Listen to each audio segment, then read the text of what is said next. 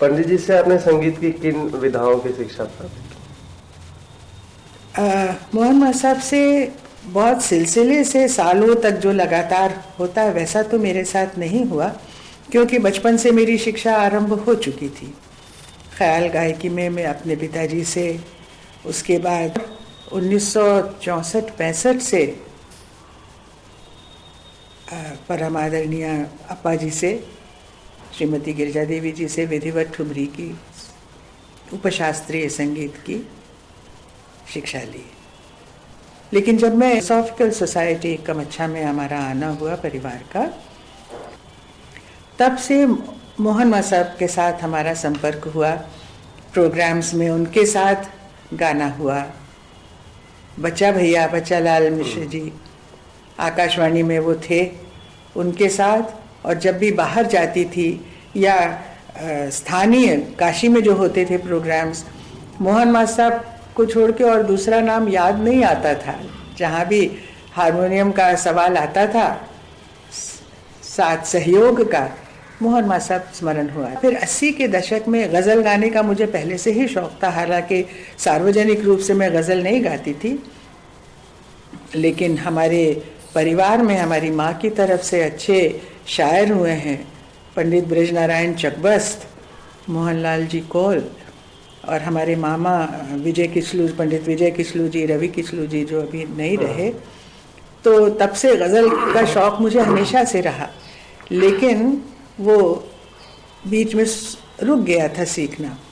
तब मोहन माँ साहब से मैंने निवेदन किया और उन्होंने सहर्ष स्वीकृति दी कि हाँ मैं ज़रूर सिखाऊंगा, नहीं करने का तो प्रश्न ही नहीं उठता था। और तब हम कुछ साल दुर्गा कुंड में रहे थे।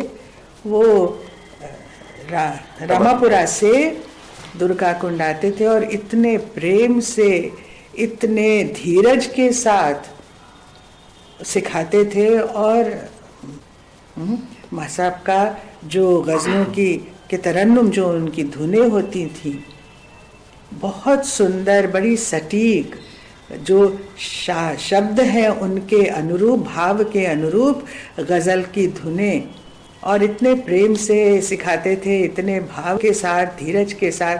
कभी कभी उनके गले के खटके मेरे गले में नहीं आते थे। माँ साहब नहीं आ रहा है, आएगा आएगा।